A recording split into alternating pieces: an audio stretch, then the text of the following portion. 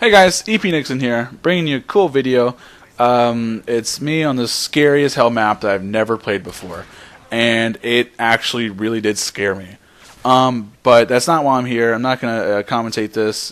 You can see it while I tell you a neato story about how I got stuck on an island with my friend, and a hurricane hit.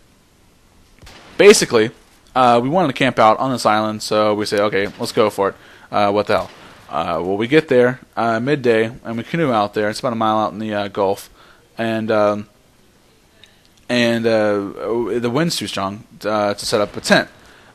So we say, okay, whatever, we're going to make a fire. Well, the fire did not work because it was all driftwood. So we wait till night, and we're just looking at the stars. No light pollution. It's an amazing sight. You can see every star, the Milky Way, everything, and it's great and amazing. Well, what wasn't amazing was we were laying in the tent because we decided that we were just going to lay in it and use that as an anchor instead of using the forks that the tent comes with. So we're laying in the tent, using ourselves as anchors with the ice chest.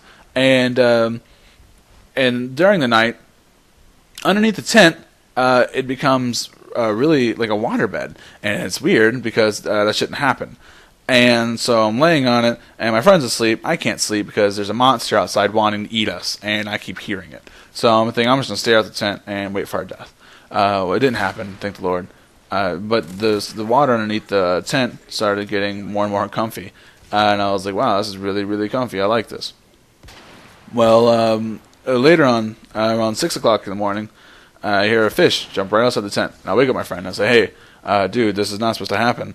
Fish should be farther out. Well, we opened the tent, and sure enough, the Gulf of Mexico was a foot outside the tent, and it was pure ocean, and waves were coming in about 300 miles per hour. It was insane. Waves were just coming in, but they weren't rough yet. So we look up at the sky, and it looked like something from Oblivion when you reach Oblivion Gate. It was all red and crackly and scary as hell looking, not inviting, but it was pretty at the same time. I don't know how, but it was cool. Well, we leave the tent, and we get the ice chest full of water, and we pack the canoe, and we paddle out into this hell-forsaken just wasteland of ocean. And we're going like 30 miles per hour in the ocean, but we decide that's not good because it starts getting rough, and we'll get tipped over and get killed and eaten and forgotten about forever. So we pull up to this other sunken island. It's a marsh island, so the marsh is sticking out of the water, and this basically acts as a barrier, and we're pushing up against this marsh, but not into the ocean. Like I said, it's like a barrier. So we call Fish and Wildlife Control, or if you want to call it the Coast Guard, whatever. Basically the same thing. So we call them, and they say, all right, we're going to get you. And we believed them, and then they ended up dead, but it took an hour and a half. And in that hour and a half, it was just really bad. Nothing good came out of it, except I came closer to God, and that was about it.